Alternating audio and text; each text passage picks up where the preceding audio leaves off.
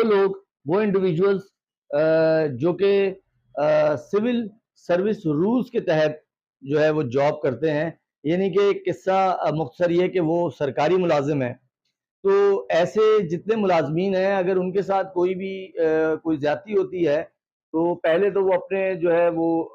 Departmental action के लिए application देंगे। कोई ऑर्डर है तो उसकी डिपार्टमेंटल अपील फाइल करेंगे, और अगर कुछ उनकी दाद रसी नहीं होती, तो इस तरह के तमाम जो मुलाजमीन हैं, जो सरकारी मुलाजमीन हैं, जो ऐसे कॉरपोरेशंस, कंपनीज जो कि स्टैचुरी लॉज के तहत बनी हुई हैं, उनके जो मुलाजिम होंगे वो जो है वो सर्विसेज ट्रिब्यूनल में जो है वो केस फाइल करेंगे। अब अगर वो वफाकी हुकूमत या इस तरह की स्टैचुरी बॉडी के मुलाजिम हैं, तो वो जो है फेडरल सर्विस ट्रिब्यूनल में